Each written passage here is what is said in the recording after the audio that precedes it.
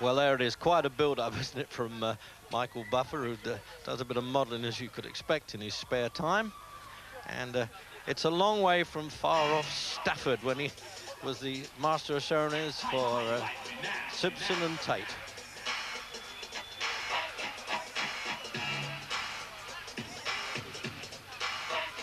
Ladies and gentlemen, coming to the ring at this time. And there's the challenger, Tony Tubb. Been a bit of criticism, obviously, about his weight, 238 pounds. So Michael Tyson, then, he's the man. 33 unbeaten fights.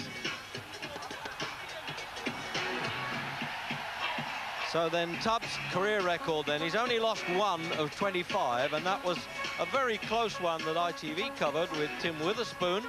And one judge actually gave a draw on that one, and he stopped 15. And well, I wonder about that waist measurement of his at times. I think they must have measured it when he was a little boy, but there you go.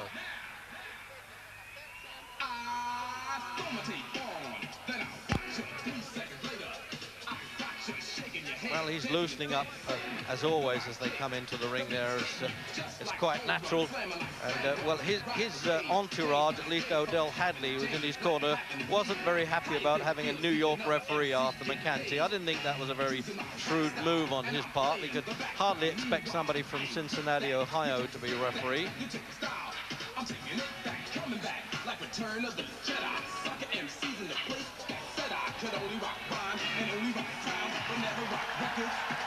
Well, fair enough for the Japanese crowd. They're giving Tubbs a fairly good hand there, although Tyson has been their man, their big hero. And now, ladies and gentlemen, coming toward the ring, the undefeated, undisputed heavyweight champion of the world,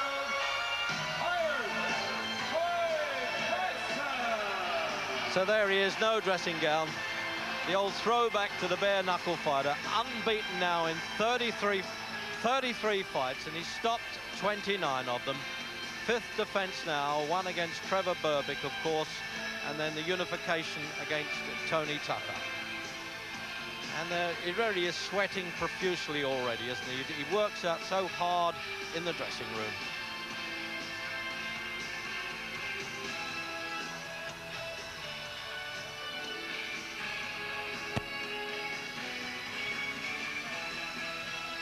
I tell you, he's having a hard fight getting into the ring, it would look like, Tyson. I mean, the Japanese have made such a hero of him, and obviously they're expecting heroism from him, but it might not be necessary.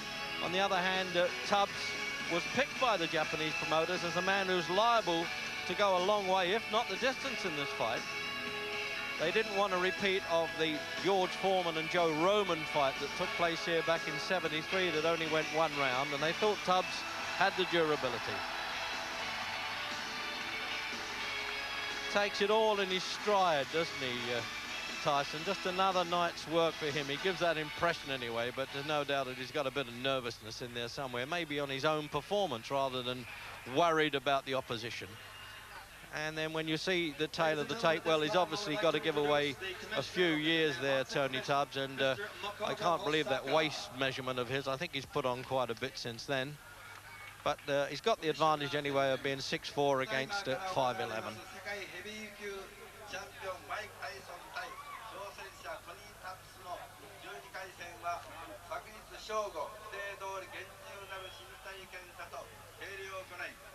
So while they're getting the introductions there, you can see Kevin Rooney, who's worked with Tyson the whole time, and this is the Japanese commissioner just reading out the, well, not the rules, but the official greeting to both fighters. I would have thought now that they really want to get on with it, as they say, ready to rumble, in the words of the master of ceremonies there. Tony Tubbs, he's talked pretty confidently before this fight. He was one of the world's best amateur fighters. He only weighed 212 pounds those days. Good afternoon. This championship bout is a presentation of Taking Boxing Promotions, President Akiko Honda. It is sanctioned by the Japan Boxing Commission, Commissioner Makoto Hosaka, and the World Boxing Council, President Jose Suleiman. The World Boxing Association is represented by Championship Committee Chairman Dr. Elias M. Cordova Jr. The ringside supervisor is Gabriel Peña Garicano. He's the WBC General Counsel. The three judges are Larry Rosadilla of the United States, Masakutsu Uchida of Japan, and Ken Morita of Japan. And working for the 78th time in a world title bout is the referee Arthur Mercanti of the United States. And now, ladies and gentlemen, to all the millions and millions of boxing fans watching around the world, welcome to the Tokyo Dome, the Big Egg, right here in one of the greatest cities in the world, Tokyo, Japan.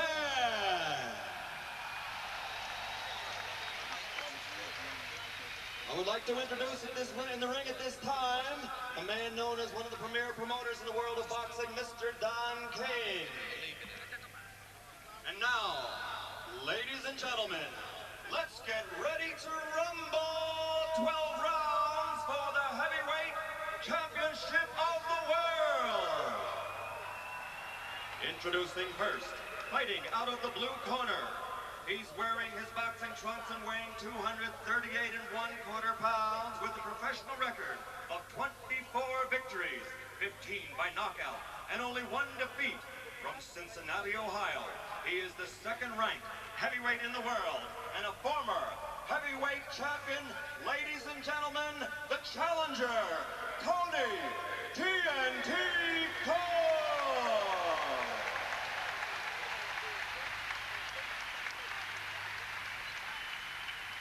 And fighting out of the red corner, wearing the solid black trunks and weighing 216 1/4 pounds. From Catskill, New York, which is the hometown of the late great trainer of champions, Cus D'Amato. He brings a professional record of 33 victories without a loss, 29 KOs, including 25 KOs in 5 rounds or less, and 15 in the first round alone. Ladies and gentlemen, presenting the undisputed, the undefeated heavyweight champion of the world, Tyson!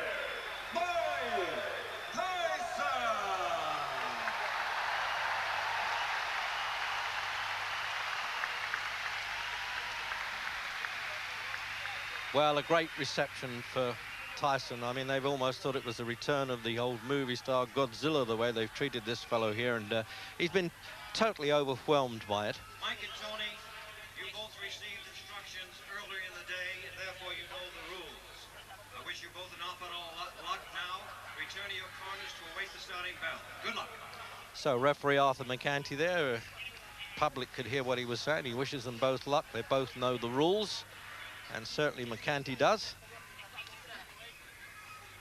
And I tell you, he's, well, it's a happy night in many ways for my co-commentator here today, Jim Watt, because it was Arthur Mercanti who refereed his contest when he won the championship of the world, and strangely enough, when he lost it to Alex Aguelo, who was also here at ringside. So there you are. All the dignitaries are finished now, and the Muhammad Alis are at ringside, Sugar Ray Leonard's. It's a great event now. Are we to worry about the weight of Tony Tubbs or not? Because he's always been a porky-looking fighter. He started off at about 212 pounds when he turned pro, and he went up to 244 at one time when he lost to Witherspoon, the only defeat. But for a big man, he's got fast hands. It's just a question now whether the durability can stay in there with this absolute murderous puncher, Tyson. 15 in the first round.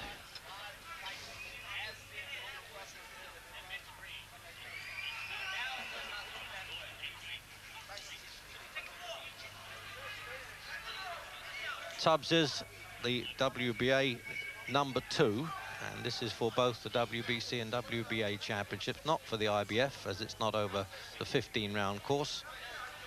And there's some silly talk by the IBF that they might strip Tyson. Well, they'd lose a bit of credibility with me if they do that.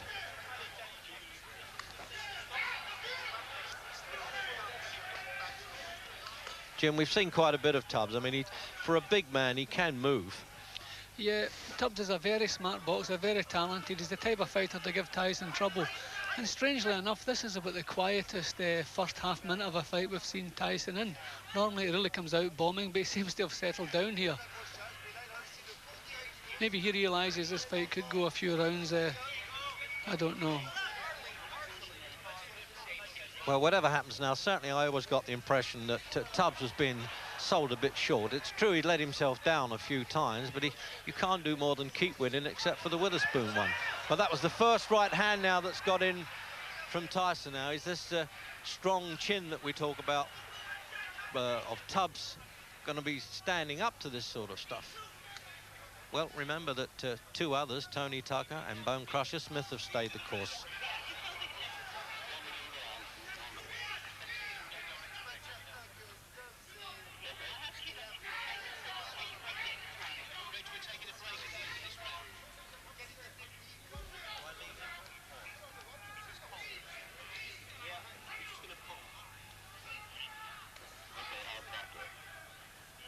It's obviously Tubbs' plan, Jim. He's going to try and do a bit of outsmarting. I mean, that's his move. He may not wish to, well, he'd like to outpunch Tyson, but I think he's going to try and do it with being clever.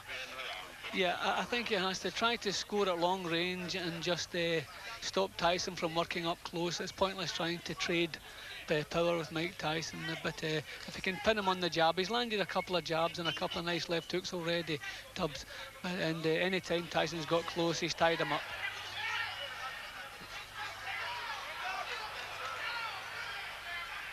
Well, as Tubbs was saying, he's only as good as what he can hit.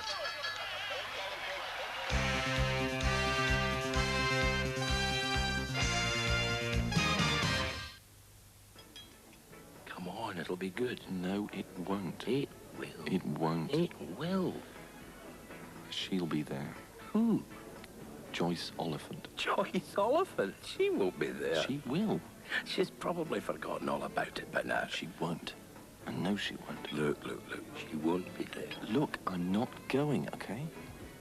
You can drive. What? Your Cavalier SRI? Yeah. Okay, let's go. Yeah. The Cavalier SRI from Vauxhall. Once driven, forever smitten.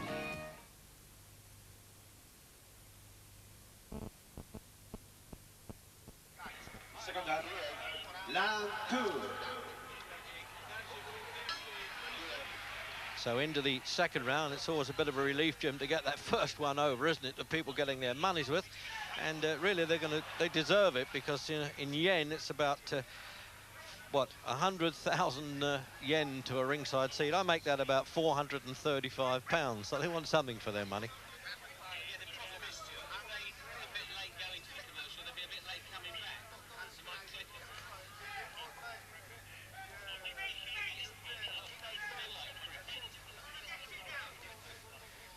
It's going to be the stalking routine, as always, with Mike Tyson.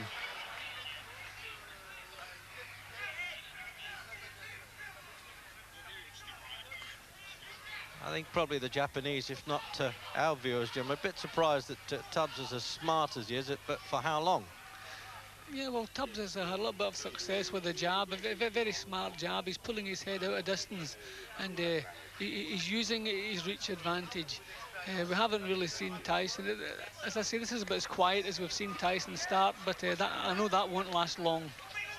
He's working well inside. If you remember early on, Tyson's infighting wasn't considered that great, but he's looking good doing that. Watch for him bringing that, there it is, bringing the uppercut there.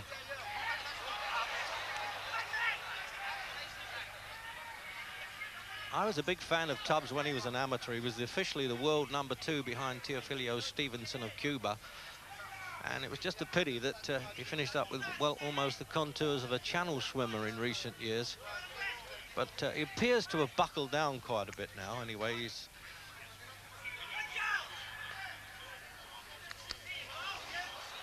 So now he's going to use that 22 pounds advantage, Jim, isn't he, laying on a bit like that? Yeah, but I thought he was doing better at long range. He was making Tyson miss, and his own left hands were pretty accurate.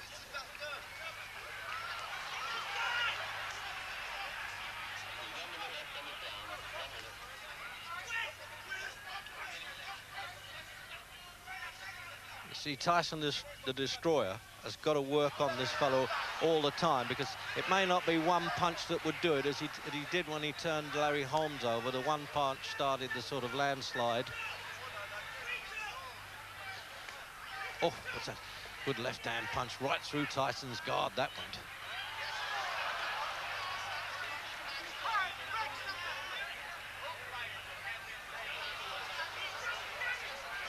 he's getting shot. His body's broken up on him, Jim, and it's just as well he missed him with that one. It was amazing. We saw it happening, but it still came as a surprise. There was a big duel. What happened there, Jim? There was a punch inside, Reg, which shook him up badly, but didn't seem to have an effect. But as the referee broke them up, he keeled over, his legs had gone. It was a short little punch inside, a tremendous little punch. Hopefully we'll see it on replay. But it didn't have an instant effect, but boy, it was a cracker. Yeah, watch his whole body breaking up there. And you really thought, well, he's going to totter a bit, but he'll be okay. I mean, remember this, he's only ever taken one brief count in his life early on and got up to win, Tubbs. But when this fellow hits them, they stay hit, there's no doubt about it, in the second round. And the doctors are saying, you stay there until we tell you to get up. And if it was body punches, Jim, then he'll be okay.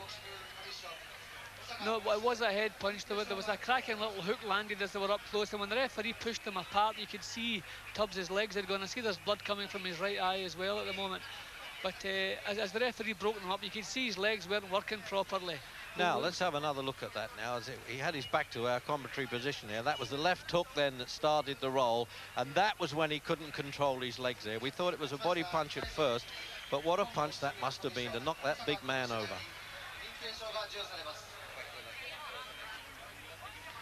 See, I think actually there was a punch before that actually happened. There was a punch when they were inside. See, that one's shaking him badly. Just as well that one, it would have torn his head from his shoulders. And here's another angle of it, Jim. As you say, the body punch had already come in before this, hadn't it? I mean, he really did lose total control there, as if he was walking on cotton wool.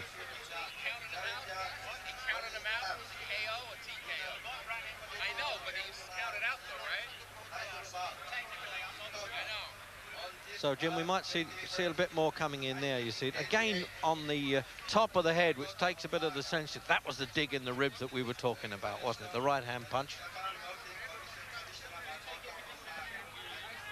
Well, obvious recovery there, but nobody's more surprised than him. And I think the crowd, the way he went. As you say, he also got cut in that exchange. Well, not exchange. I mean, a fusillade of punches that Tyson coming in, and it's quite badly cut too.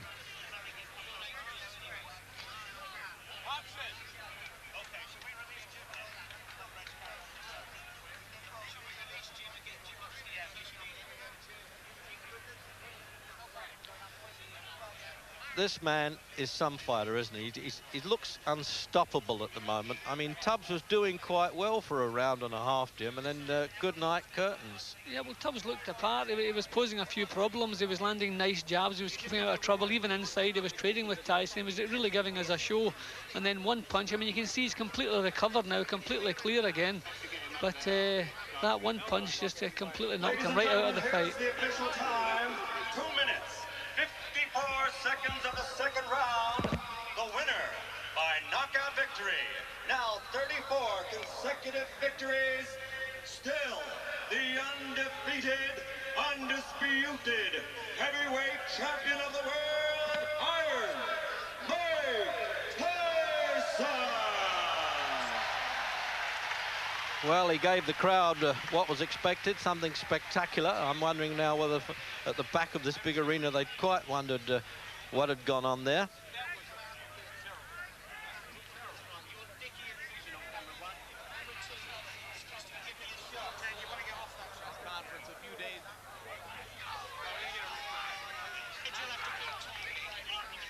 So now they're trying to, well, not clear the ring, but get into an interview situation with my colleague there. Larry Merchant is trying to get the champ.